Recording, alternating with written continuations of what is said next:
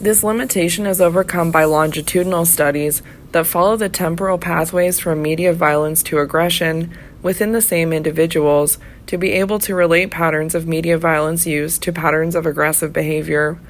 Using self-reported physical aggression as the critical outcome variable, Craigie et al. 2012 first sought to identify different patterns of using violent media in their adolescent sample, studied over 3 data waves with 12 months intervals.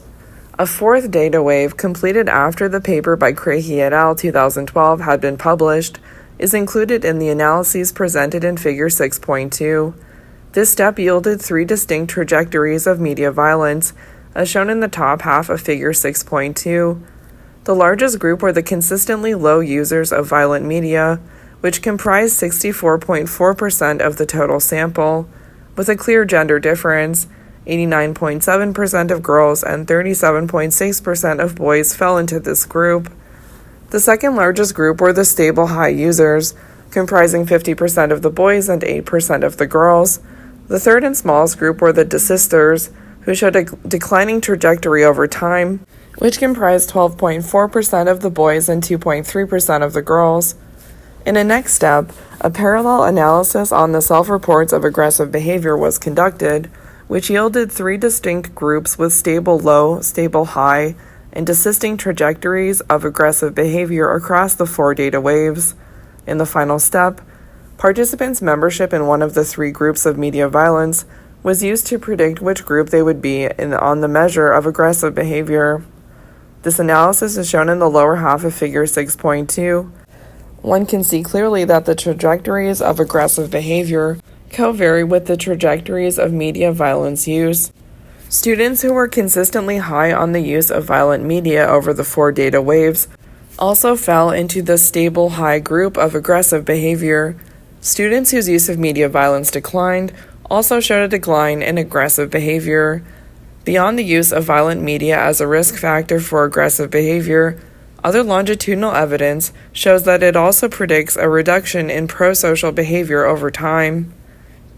Coyne et al. 2018.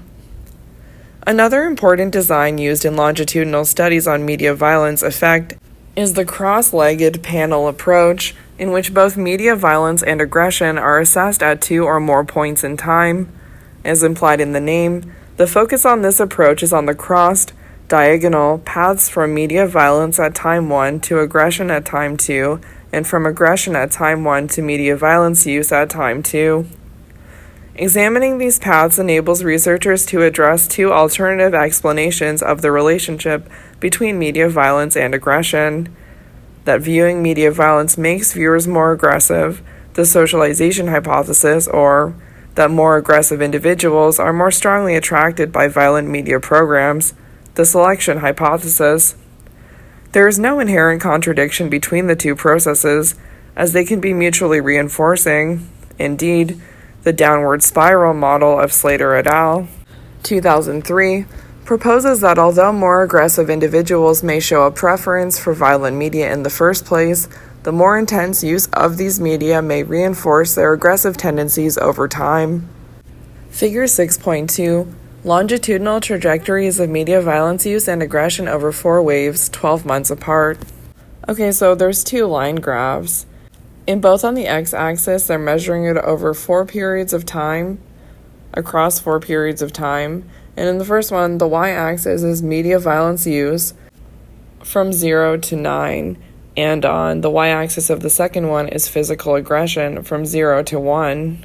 Wow, so the slopes of the lines and the placement of the lines is like almost similar. So there's a huge correlation between media violence use and aggression over the 4 waves. Evidence from meta-analyses. The strongest evidence for evaluating the hypothesis that exposure to violence in the media is a risk factor for the development of aggressive behavior comes from meta-analytic reviews that integrate the findings from many individual studies into a common metric and overall effect size. These reviews combined different methodologies, correlational, experimental, and longitudinal studies, different media, television, movies, video games, and comic books, and different outcome variables, aggressive cognitions, feelings and behavior, physiological arousal, prosocial behavior, across samples from different countries.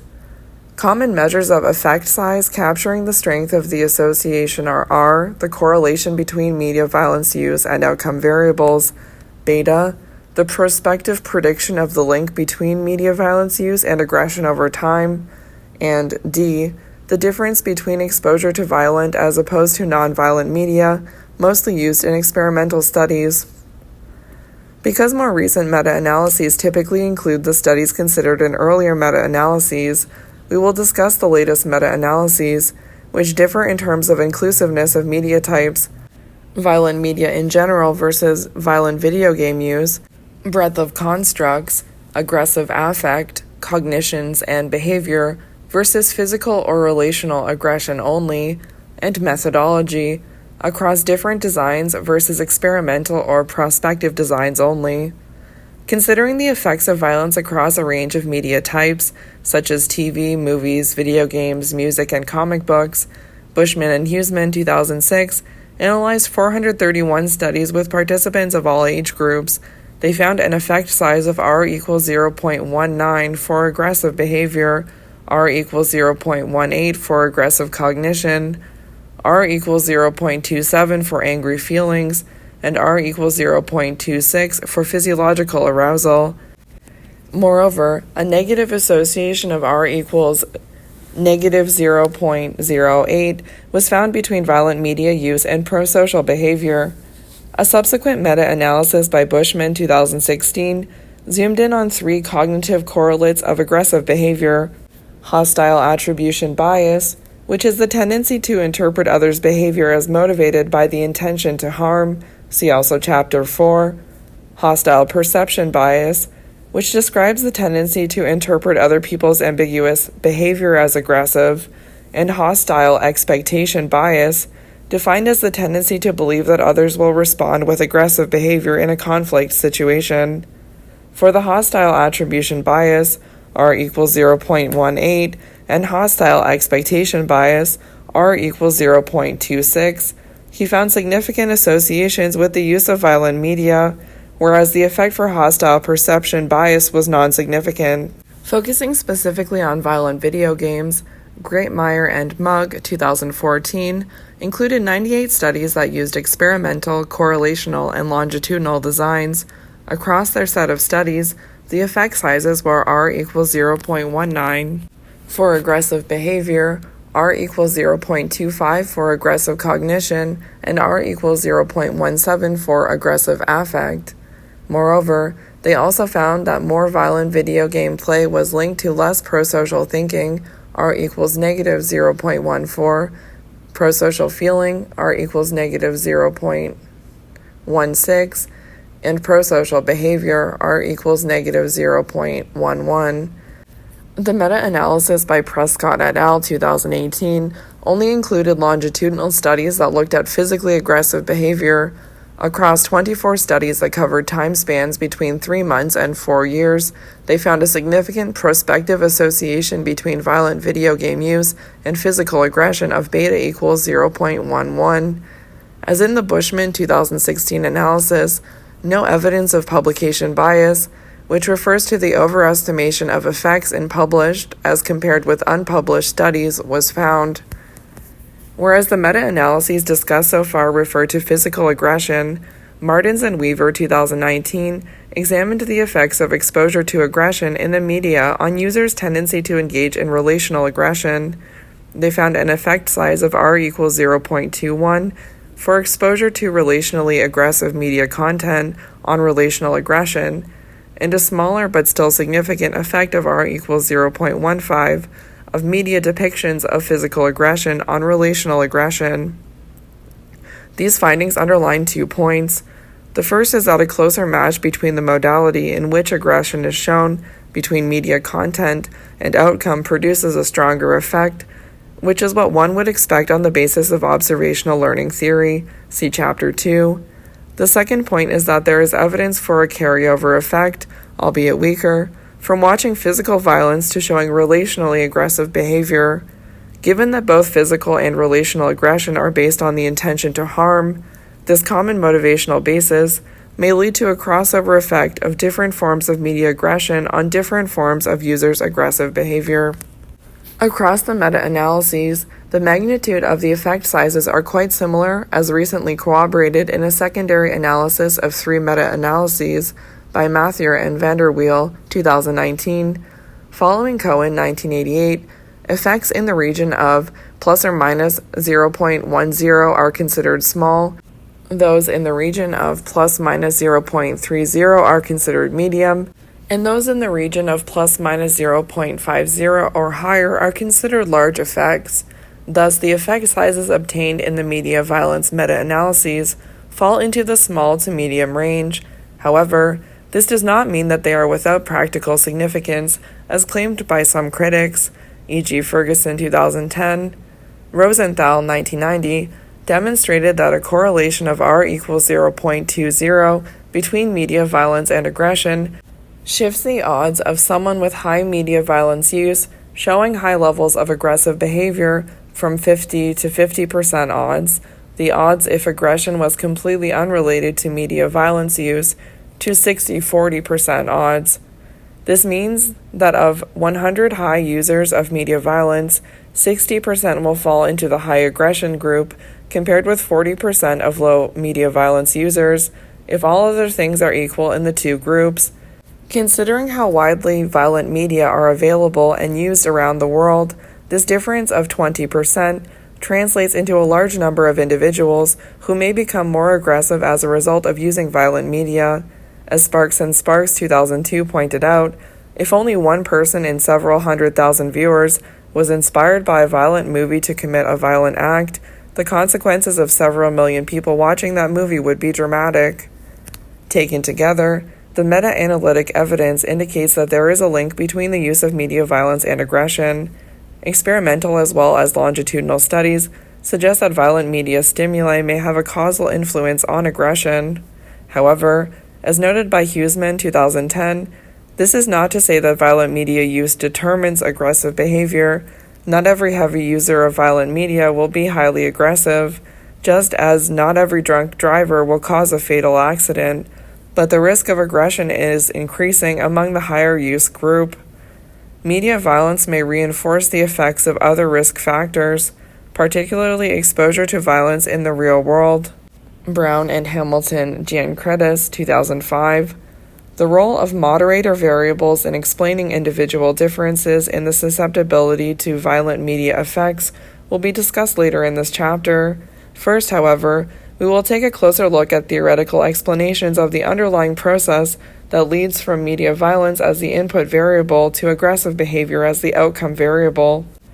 Different explanations address the short-term effects of a single episode of exposure to media violence and the long-term effects of repeated use of violent media over extended periods.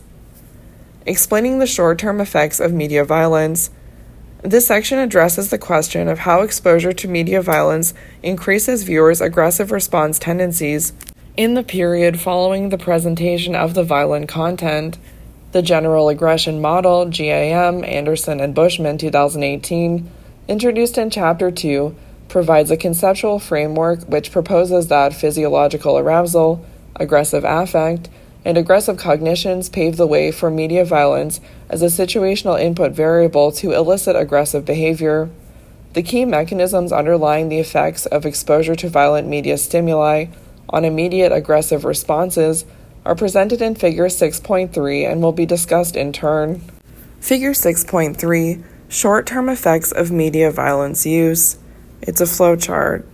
It begins with single episode of violent media use, which leads to increase in physiological arousal and also leads to increase in anger and hostility. It also leads to priming of aggressive thoughts, and it also leads to imitation. And these four factors all lead to short-term increase in aggression.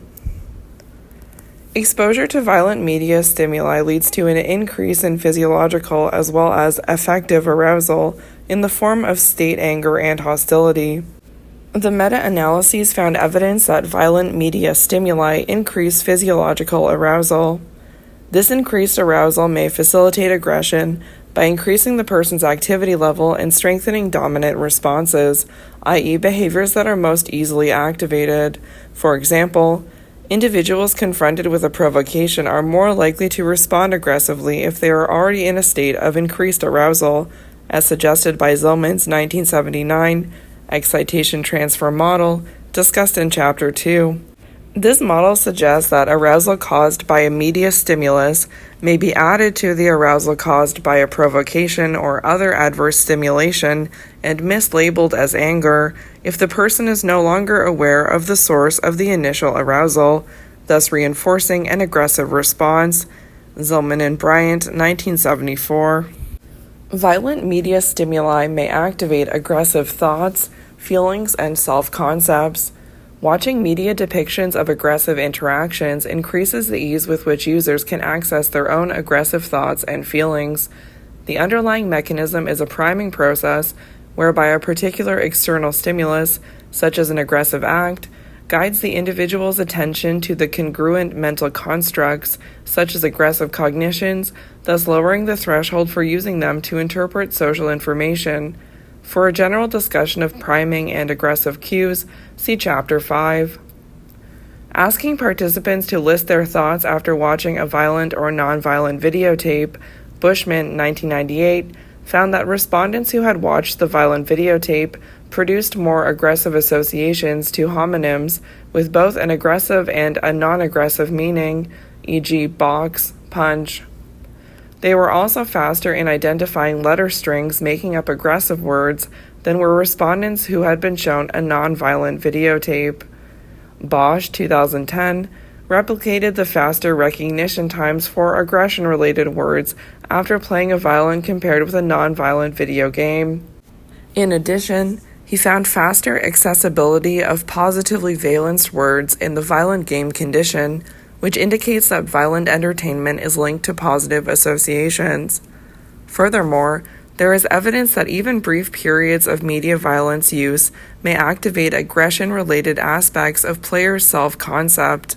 Playing a violent video game for 10 or 20 minutes increased the speed with which aggression-related words were associated with the self in an implicit association test, IAT, see Chapter 1, compared with a non-violent control condition, eliciting a process of learning aggressive self-views. Blumke et al., 2004. No parallel effects were found on explicit self-report measures of aggression, which suggests that the effects of violent media cues operated at the automatic level. The link between violent media use and the self was highlighted further in a study by Fisher et al., 2010. Their participants played either a violent boxing game or a non-violent bowling game. In each condition, half of the participants could personalize their game character by modeling its physical appearance on themselves. The other half played the respective game with a non-personalized character.